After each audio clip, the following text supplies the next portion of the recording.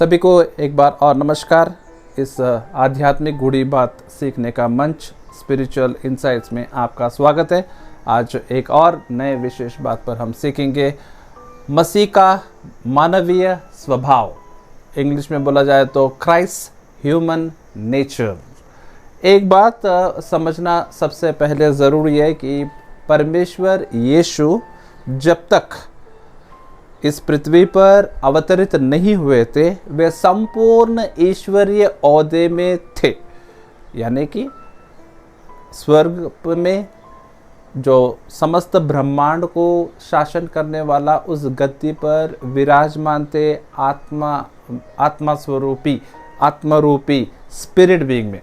लेकिन प्रभु यीशु मसीह मानव इंसानों को अपने पापों से छुड़ाने के लिए वे पृथ्वी पर अवतरित हुए। जो आत्मा रूपी थे वे जब पृथ्वी पर आना था उन्हें, तो एक कुंवारी कन्या को उन्होंने चुन लिया। उनके लिए उन्होंने एक शरीर का निर्माण कर लिया। उस शरीर के निर्माण के अंदर, उस शरीर के अंदर वे आकर बस गए। तो जब वे पैदा हुए तो उनके लिए एक नई चीज उनको जुड़ गई जो पहले से उन्हें नहीं थी। सनातन काल से प्रभु यीशु मसीह को जो चीज नहीं थी वो उनके अवतार के समय जो चीज उन्होंने पाया वो है एक भौतिक शरीर। प्रभु यीशु मसीह जब पैदा हुए तो वे शरीर के साथ पैदा हुए और ईश्वरीय गुण, जितने भी ईश्वरीय गुण है जैसे सर्वशक्तिमान, सर्वज्ञता और सर्वव्यापी, ये सारे ईश्वरीय गुणों को प्रभु यीशु ने त्याग कर एक आम इंसान बनकर आए। जब वे पृथ्वी पर जी रहे थे वे सारे ईश्वरीय गुण छोड़कर बेशक आए, लेकिन एक चीज़ उन्होंने अपने साथ ले आए कि वो चेतना कि मैं परमेश्वर का पुत्र हूँ। ये जो सोच, चेतना, ये कॉन्शियसनेस वे अपने साथ रखा। एक रोचक बात यह है कि प्रभु यीशु मसीह इंसानों के बीच में, हमारे बीच में 33.5 साल जिए। वे मारे गए बलिदान होकर और गाड़ दिए गए। तीसरे दिन मृतकों में से जिंदा हुए और स्वर्ग आरोहण हो गए। पिता परमेश्वर के दाहिने ओर जाकर आज विराजमान है।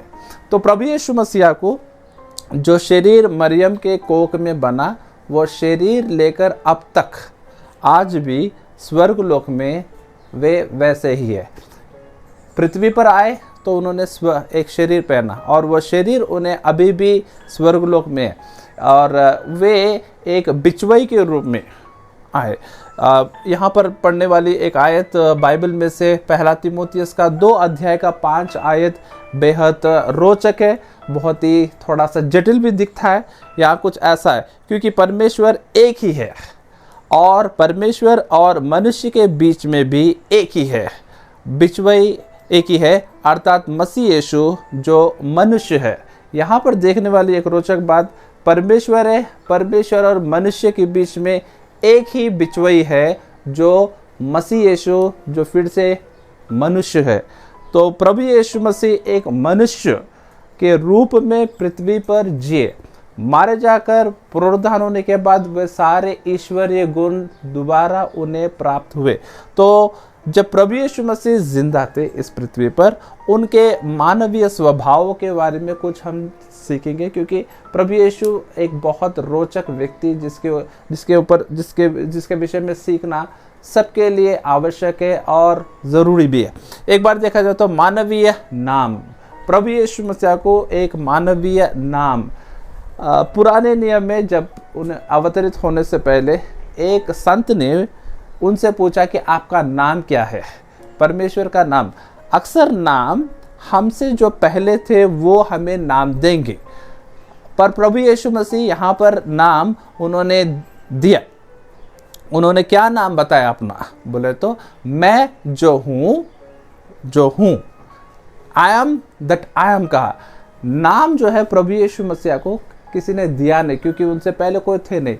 उन्होंने अब जो कुछ भी है वो उनका नाम है, I am that I am, मैं जो हूँ। लेकिन पृथ्वी पर जब आए उनको एक नाम मिला, यीशु नाम।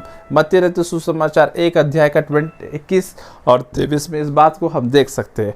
बाद में मानवीय वंशावली, जब एक व्यक्ति पैदा होता है उसका पिताजी, उसके दादाजी, उसके परदादाजी, एक वंशावली होती है।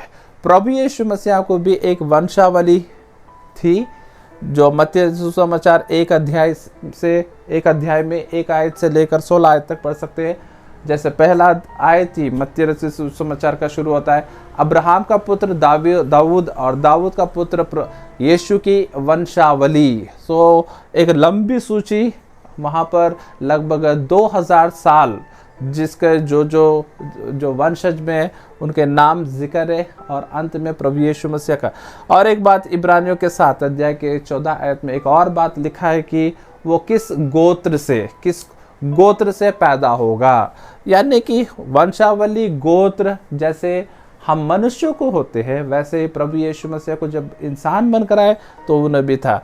और प्रभु यीशु मसीह हमारी तरह व्यवस्था के अधीन रहा। हम जब एक समाज में पैदा होते हैं तो हम कुछ तरह के व्यवस्था हमारे आसपास होते हैं, वो सामाजिक होती है, साथ साथ धार्मिक होती है, उस व्यवस्था के अधीन रहा।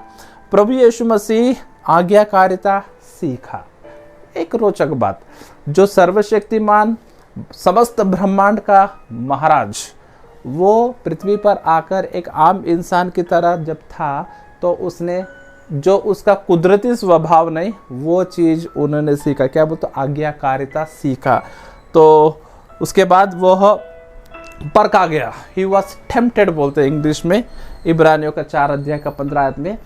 टेम्प्टेड का मतलब कोई बुरा काम करने के लिए अंदर से उकसाए जाना, वो बुरा काम करने के लिए एक बहुत ज़ोर से एक अंदर से चाहत उभर कर आना, जो हम आम मनुष्यों को एक्सपीरियंस करते हैं। ऐसा परिस्थिति प्रभु यीशु मसीह के साथ भी हुआ, क्योंकि वे परिपूर्ण मनुष्य भी थे यहाँ पर इस पृथ्वी पर।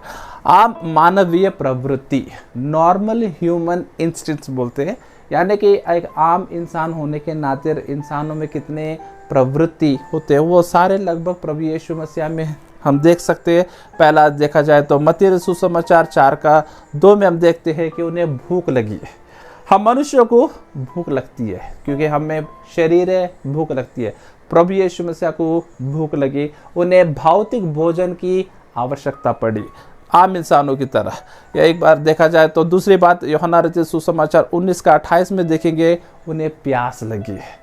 हमारा कुदरती स्वभाव प्यास लगना, प्रभु यीशु मसीह को प्यास लगा। हाँ, उसके बाद देखा जाए तो यूहन्ना रचित सुसमाचार 4 अध्याय का 6 आयत में हम देख सकेंगे वो थक गया।